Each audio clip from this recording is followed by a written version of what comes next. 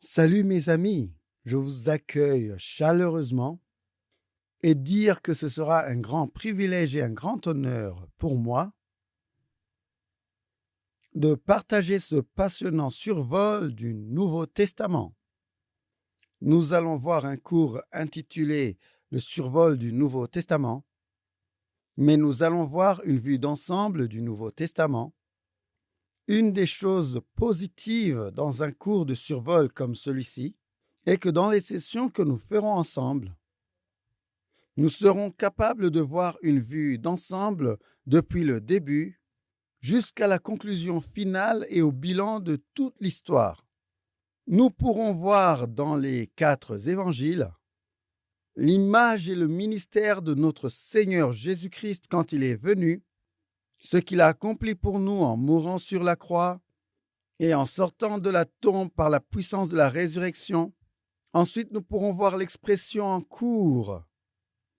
Après que Jésus soit monté au Père, nous allons parcourir le livre des Actes et nous pourrons voir dans ce livre des Actes que l'œuvre que Christ a faite durant son ministère terrestre va continuer au travers de l'Église du Nouveau Testament. Et non seulement l'Église dans le livre des Actes joue un rôle important dans l'accomplissement du plan et des objectifs de Dieu sur la terre, mais toi et moi aussi avons un rôle important. Et ensuite, nous verrons certaines instructions que nous avons dans les merveilleuses épîtres venant de divers leaders, écrites aux églises, et nous allons voir combien pertinentes étaient ces lettres écrites aux églises à l'époque et combien pertinents sont ces messages pour nous aujourd'hui. Et éventuellement, nous irons jusqu'au livre de l'Apocalypse, où nous allons voir Jésus entrer dans l'histoire une deuxième fois et amener l'histoire de l'humanité à une conclusion finale, en établissant son royaume éternel. Et donc, c'est ça la beauté d'un cours de survol. Être capable de voir le début et être capable de voir la fin. Et de voir cela durant les quelques sessions que nous aurons ensemble. Mais avoir cette image d'ensemble, je sais que ce sera très encourageant pour vous. Je sais que cela va fortifier votre foi. Je sais que cela va vous défier d'entendre la parole de Dieu comme un message vous adresser personnellement. Il y a plusieurs façons avec lesquelles vous pouvez parcourir cette étude du Nouveau Testament. Nous allons parcourir les livres du Nouveau Testament selon un modèle assez bien établi. Nous allons commencer par voir les 4 évangiles. Les 4 évangiles au commencement. Matthieu, Marc et Luc sont parfois appelés les évangiles synoptiques. Le mot synoptique signifie littéralement partager le constat ou avoir le même point de vue. Et donc, Matthieu, Marc et Luc nous racontent les différentes histoires, certaines des différentes paraboles, certains différents détails sur le ministère de Jésus. Et ils racontent cela avec un même point de vue. Ensuite, nous allons arriver à l'évangile de Jean. Dans l'évangile de Jean, nous allons avoir une différente perspective sur la vie de Christ. Cela va tellement nous défier et nous inspirer aussi. Ensuite, comme je l'avais dit, nous allons voir le livre des Actes, comment Christ va étendre son royaume à travers son Église. Et ensuite, nous verrons les épîtres du Nouveau Testament. En examinant les épîtres de Paul, il a écrit 13 des épîtres du Nouveau Testament. C'est presque la moitié des livres du Nouveau Testament qui ont été écrits par sa main. Certains pensent que c'est lui qui a écrit l'épître aux Hébreux. S'il en est l'auteur, plus de la moitié du Nouveau Testament aurait été écrite par la main de Paul. Nous verrons les épîtres écrites par les apôtres Jacques et Pierre, et Jean et Jude. Toutes ces lettres, comme je l'avais dit, étaient destinées à des églises spécifiques et à des groupes d'individus spécifiques. Mais ce que nous verrons, c'est que ces messages s'appliquent non seulement à ces églises concernées à l'époque, mais ils sont aussi applicables aux églises qui existent aujourd'hui, églises dans lesquelles toi et moi appartenons. Alors j'aimerais partager une petite introduction personnelle, parce que je serai votre enseignant dans ce cours. C'est pourquoi je veux vous partager un peu d'informations me concernant. Mon nom est Stacy Klein. Je suis le doyen des étudiants à un institut biblique appelé Institut biblique Elim. Et j'ai été membre du personnel pendant 40 ans. Cela fait 30 ans que je suis engagé dans le ministère en tant que doyen des étudiants de cet institut, ce qui veut dire que j'ai des responsabilités pastorales. Je prodigue des soins pastoraux à nos étudiants durant les études, certains d'entre eux pour 1 année, d'autres 2 et d'autres 3 années. Je leur prodigue des soins pastoraux lors de leur formation quand ils sont ici, à devenir des leaders quand ils termineront notre école. Et donc, c'est ce que je fais. Et j'ai eu aussi l'opportunité, durant toutes les années que j'ai été ici, à être activement engagé dans l'enseignement dans les classes. J'ai enseigné plusieurs classes dans le domaine de l'étude de l'Ancien Testament et du Nouveau Testament. J'ai beaucoup enseigné dans le domaine de la théologie et des sujets pratiques comme le mariage et la famille. Et donc Dieu m'a vraiment béni en me donnant l'occasion d'investir ma vie dans les générations suivantes de leaders. J'ai aussi été béni de façon personnelle. J'ai pu me marier à la femme qui était ma chérie à l'université. Cela fait presque 45 ans maintenant que nous sommes mariés et Dieu nous a bénis avec une famille formidable. Nous avons 3 filles et 5 petits-fils et donc Dieu a été tellement bon envers moi dans ma vie et dans mon ministère. Donc ceci est ce que nous allons faire ensemble et c'est là que nous allons nous diriger. Et je voulais que vous ayez un aperçu de cela. N'est-ce pas formidable de pouvoir dire quelque chose sur chaque livre du Nouveau Testament? Et c'est ce qu'on sera en train de faire durant ce cours ensemble. Je veux commencer par un aperçu des évangiles et je veux introduire par une parole qui nous a écrite par la main de l'apôtre Paul, particulièrement dans l'épître qu'il a écrit aux Galates. Dans Galates chapitre 4, verset 6, Paul fait cette déclaration. Il dit « Lorsque les temps ont été accomplis, Dieu a envoyé son Fils, né d'une femme, né sous la loi.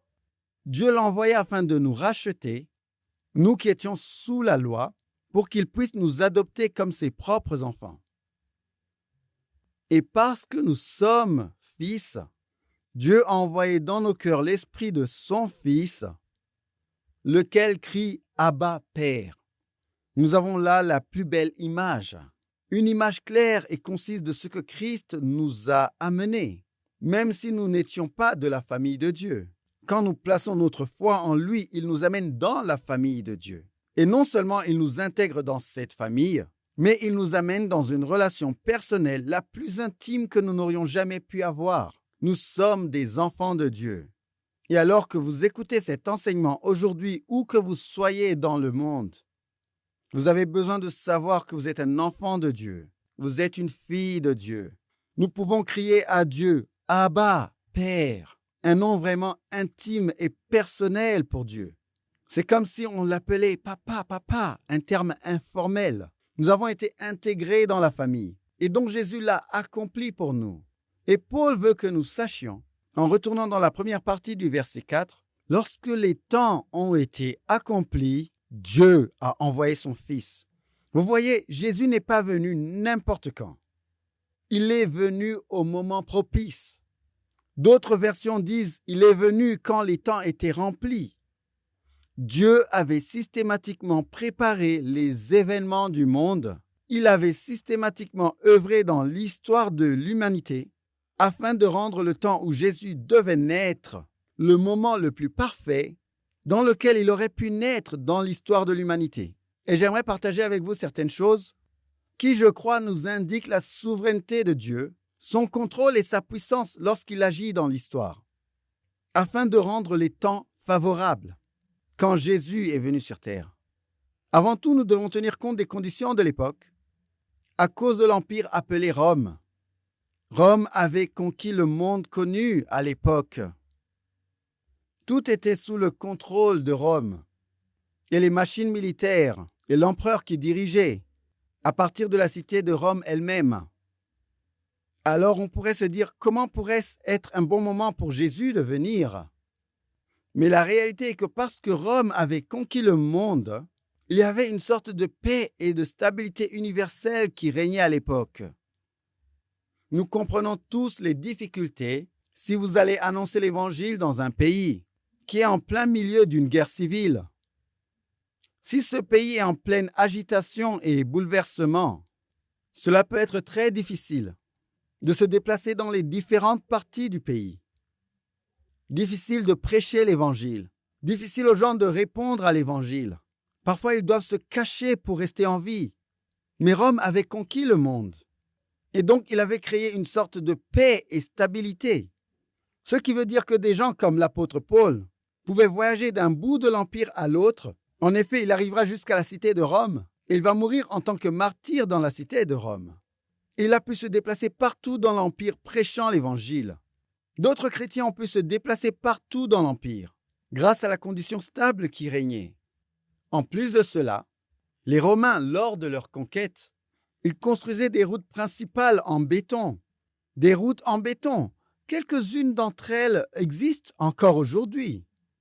Si vous voyagez dans différentes parties de l'Asie mineure et ailleurs, où les Romains ont construit des routes en béton, en fait, il est intéressant de noter que la formule du béton a été perdue après la chute de Rome dans les années 410 de notre ère et n'a été redécouverte que dans les temps modernes.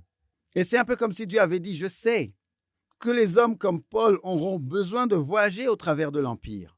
Voyager au travers de l'Empire pour prêcher l'Évangile, afin d'avoir l'Évangile instauré et implanter les églises et toutes ces choses formidables qui ont eu lieu comme fruit de son ministère. Et Dieu dit, je veux que les routes soient des autoroutes lisses. Cela rendait les voyages plus faciles. En plus de la contribution romaine, nous devons retourner au IVe siècle avant Jésus-Christ, quand Alexandre le Grand a conquis le monde comme un guerrier grec. Et la contribution grecque a été importante. Elle a été importante parce que partout où Alexandre a conquis, il voulait que tout le monde devienne grec, que les gens pensent à la manière grecque, que les gens cultivent les plantes grecques, que les gens baptisent selon l'architecture grecque, que les gens embrassent la philosophie grecque. Il considérait la culture grecque comme le pinacle du plus haut point de toute culture qui n'ait jamais existé. Et à cause de cela, le monde entier au temps de Christ parlait une langue commune. Les gens parlaient aussi bien leur langue individuelle et leurs dialectes respectifs. Mais Paul pouvait aller n'importe où dans l'Empire et communiquer dans le grec koiné, comme on l'appelait. Le grec commun, le grec de tout le monde. Et Paul pouvait parler partout où il allait dans cette langue-là, sachant qu'il serait compris. C'était quelque chose de formidable qui avait eu lieu, d'avoir cette langue commune. Vous savez combien ça peut être difficile si vous allez dans un pays et que vous ne connaissiez pas la langue. Comment communiqueriez-vous l'Évangile? Parfois même au travers d'un interprète, c'est difficile. Mais là, dans cette situation, il peut se déplacer n'importe où dans l'Empire. Et la langue sera commune, la langue sera la même. En plus de cela, parce que Alexandre le Grand avait établi la philosophie grecque, pendant des siècles, les gens avaient embrassé les différents éléments de la philosophie grecque. Mais cette philosophie avait échoué à donner des réponses qui satisferaient les questions les plus profondes de tout humain. En réalité, au temps du déclin de la philosophie grecque, environ un siècle avant la naissance du Christ, il y avait ce mouvement dans la philosophie grecque appelé scepticisme. Et le scepticisme disait que la seule chose dont nous pouvons être certaines est l'information reçue par nos 5 sens. Ce que je peux voir, ce que je peux toucher, ce que je peux entendre, ce que je peux goûter, etc. Mais le problème, c'est que nos sens nous trompent. Et donc, le scepticisme disait que finalement, il n'y a rien qu'on puisse être sûr. Et donc, la philosophie grecque avait laissé la vie des gens en faillite. Elle avait promis d'offrir les réponses aux questions, réponses qui amèneraient un sens à la vie, mais elle avait échoué. Et donc, maintenant que les gens étaient dans cette faillite spirituelle, il y avait ce vide qui était là. La philosophie grecque avait fait des promesses et elle n'avait pas accompli ces promesses. Mais maintenant vient le message de l'Évangile, qui est véritablement le message qui répond les questions les plus profondes de nos cœurs. Donc Dieu avait été à l'œuvre en préparant tout cela. Évidemment, le monde dans lequel Jésus est venu, particulièrement dans la nation d'Israël, avait à cette époque beaucoup de factions religieuses et de divisions. Il y avait ce groupe appelé les pharisiens. Les pharisiens voulaient dire ceux qui sont à part. Et c'était des gens, des leaders qui disaient « nous allons consacrer toute notre vie à étudier la parole de Dieu et comment obéir à la parole de Dieu. Ils avaient développé ce qu'ils considéraient être les 613 commandements, qui devaient être obéis en tout temps. Ils échangeaient constamment avec le peuple et ils vivaient d'une manière très légaliste, en établissant des normes devant les gens, des normes impossibles à imiter, des normes qu'eux-mêmes ne respectaient pas. Mais c'étaient eux les leaders religieux et ils allaient critiquer largement Jésus et lui être hostiles. Et en effet, à la fin, ils seront la tête pensante et élaborant le complot de la crucifixion. Il y avait un autre groupe appelé les Sadducéens qui étaient séparés des pharisiens parce qu'ils avaient l'impression que les pharisiens s'impliquaient trop avec le peuple. Et donc, les Sadducéens se sont impliqués aux choses en rapport avec le temple à l'époque. Mais bizarrement, même si ces deux groupes, les pharisiens et les Sadducéens, étaient divisés et vraiment en désaccord les uns avec les autres, ils se sont unis pour persécuter le ministère du Seigneur Jésus. Et donc, nous allons voir cela souvent dans les évangiles et les diverses influences des pharisiens se propageant au-delà jusque dans les épîtres que nous allons étudier et mettre en évidence pour vous. Un autre groupe qui a besoin d'être mentionné est le groupe qui était connu comme les Zélotes. Les Zélotes étaient un mouvement politique qui essayait de soulever l'ensemble de la population à se rebeller contre la dictature romaine afin de renverser le pouvoir de Rome en utilisant la force militaire. Ils disaient que le royaume de Dieu allait être établi par l'épée. Le royaume allait être établi par des combattants et des guerriers qui allaient se battre contre Rome et repousser l'oppression romaine et établir un nouveau royaume par la puissance de la bataille et par la puissance de l'épée. Et bien sûr, ces leaders ont été impliqués dans ce qui a été connu plus tard sous le nom de la Grande Révolte juive. Elle a eu lieu dans les années 66 à 70.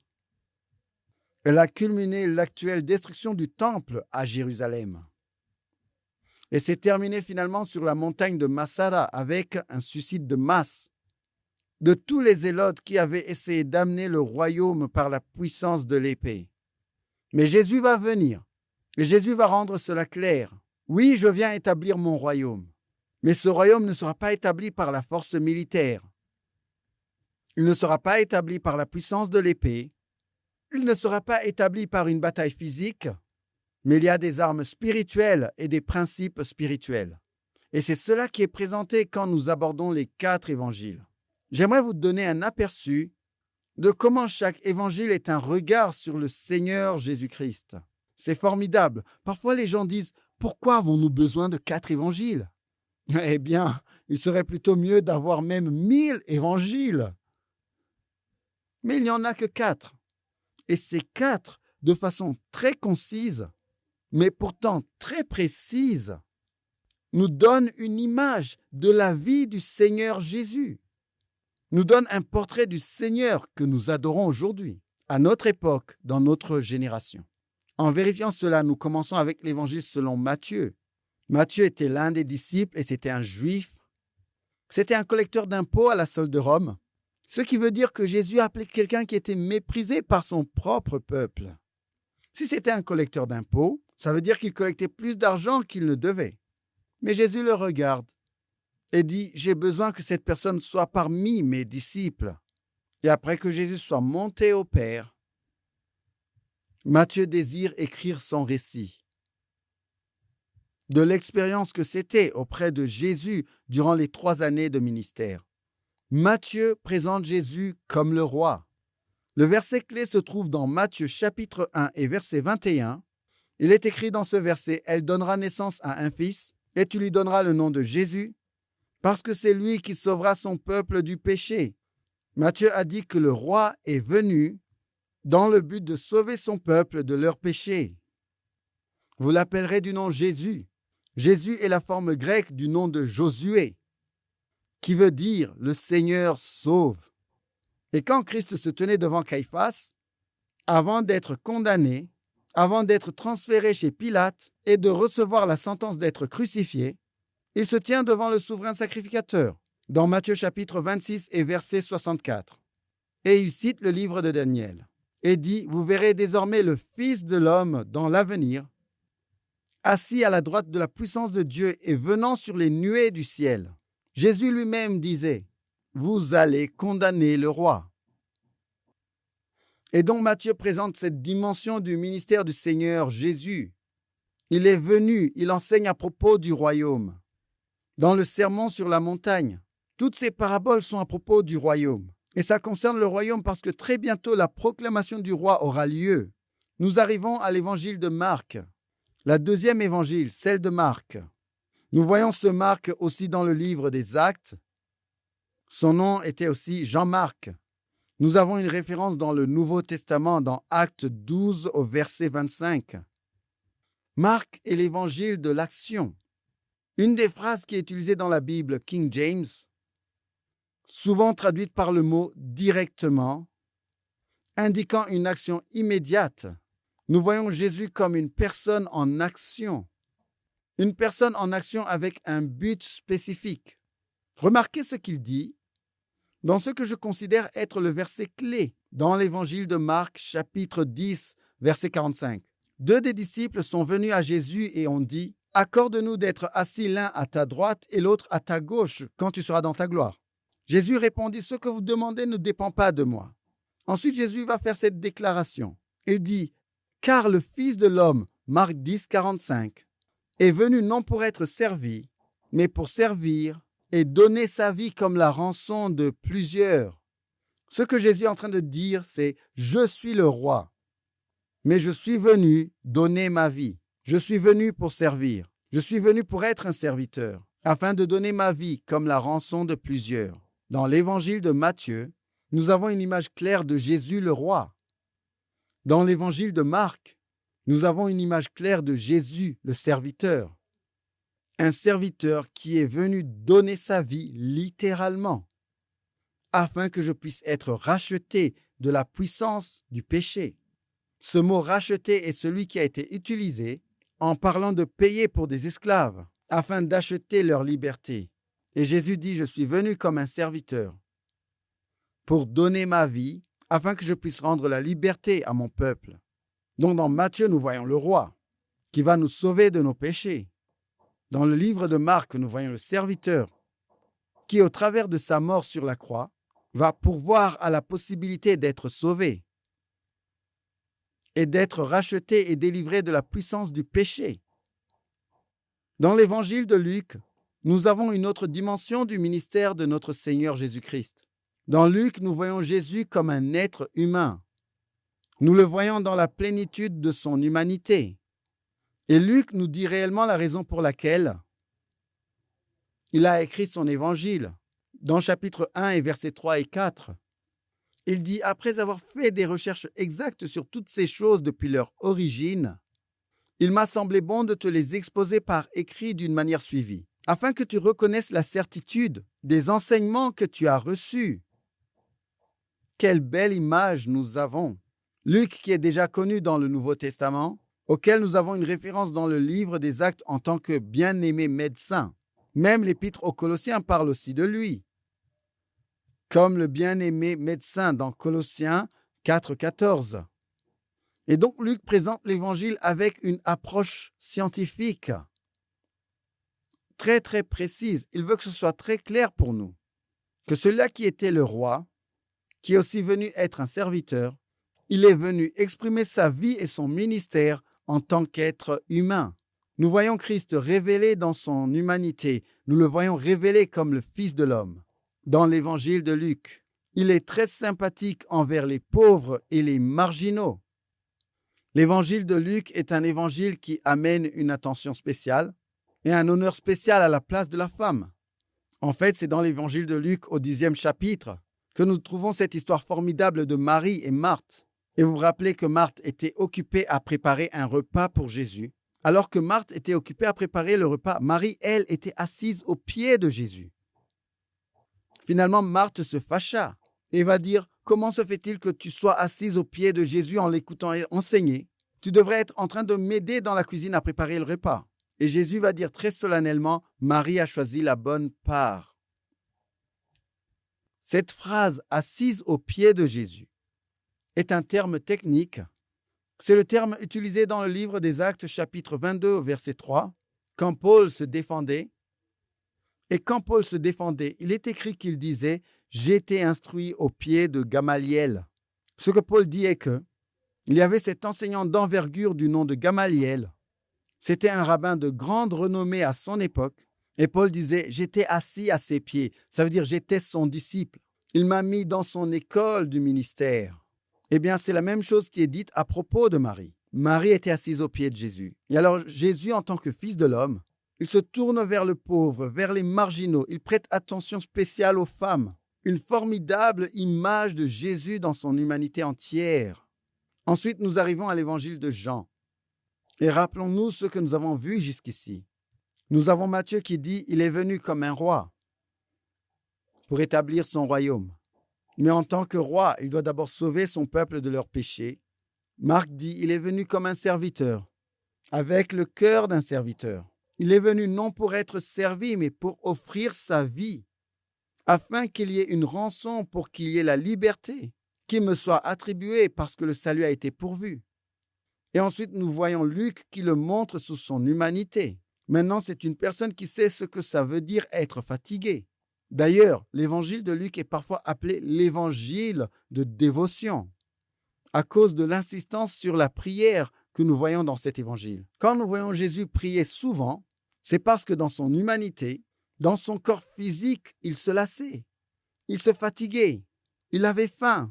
Et Luc le présente dans son humanité entière, identifié avec nous, afin de garantir notre salut. Mais ensuite, nous avons l'évangile de Jean, et Jean le présente comme le Fils de Dieu. Il commence son évangile en disant « La parole est celle qui a toujours été avec Dieu et était Dieu. Cette parole s'est faite ou est devenue chair. » Et donc, il établit la divinité sans aucun doute, la divinité du Seigneur Jésus-Christ. Jean, évidemment, est quelqu'un que nous allons voir souvent en avançant dans ces sessions ensemble. Il a écrit un évangile que nous allons voir. Il a écrit 3 épîtres que nous verrons plus tard. Il a écrit le livre de l'Apocalypse que nous verrons aussi. Mais ici, dans cet évangile, il fait cette déclaration au chapitre 20, versets 30 et 31. Jésus a fait encore en présence de ses disciples beaucoup d'autres miracles qui ne sont pas écrits dans ce livre. Ceci est une déclaration importante en elle-même, de reconnaître que dans les évangiles, nous avons la vérité digne de confiance, mais tout n'y est pas dit. Il y a certains détails peut-être que nous aurions la curiosité de connaître, mais les évangiles ne disent pas tout. Jean dit dans un autre endroit, dans Jean 21, 25, « Jésus a fait encore beaucoup d'autres choses si on les écrivait en détail. Je ne pense pas que le monde même pût contenir les livres qu'on écrirait. » Jean disait qu'il n'y a pas de place pour écrire tout ce que Jésus a fait. Mais ce que j'ai écrit est certain, ce que j'ai écrit est précis, et j'ai écrit ces choses, il dit, afin que vous continuiez à croire que Jésus est le Messie, le Fils de Dieu, et qu'en croyant en lui, vous ayez la vie par la puissance de son nom. Jean dit, voici celui qui est divin, voici celui qui est vrai Dieu. Et si nous mettons notre foi en lui, nous sommes rachetés à l'instant parce que nous croyons en lui, que par sa puissance, il va nous rendre capables d'avoir la vie par la puissance de son nom. Nous devons dire dès le début qu'il y a puissance dans le nom de Jésus. Philippiens chapitre 2 et verset 10 nous dit que dans le nom de Jésus, toute langue confessera, tout genou fléchira, chaque personne confessera que Jésus-Christ est Seigneur, à la gloire de Dieu le Père.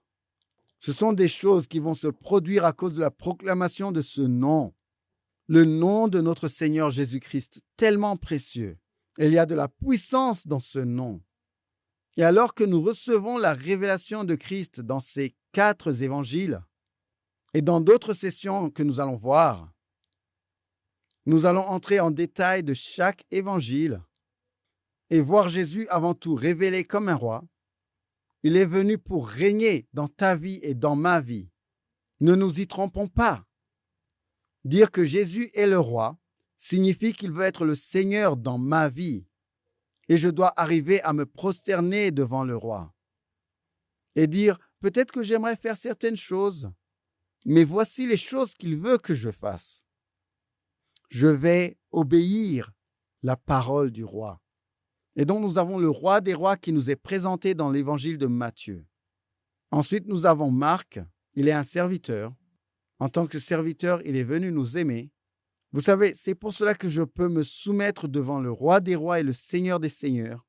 Je peux me prosterner devant lui, parce qu'il n'est pas venu seulement comme un roi, qui est l'autorité et la puissance qui règnent, mais il a démontré cette autorité et cette puissance en tant qu'humble serviteur. Il est mort pour moi. Et c'est avec joie que j'accepte Jésus-Christ comme roi de ma vie, parce qu'il m'a démontré la grandeur de son amour sur la croix. Et ensuite, on voit que c'est un homme. Il comprend ce que je suis en train d'expérimenter maintenant. Il comprend ce que tu expérimentes maintenant. Et il est véritable Dieu. C'est toujours important de se rappeler que Jésus n'est pas comme Dieu.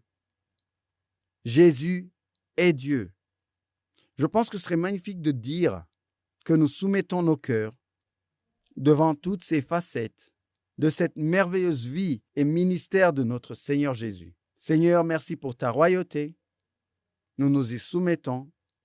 Nous nous y soumettons avec confiance à cause de la révélation que nous avons de toi en tant que serviteur.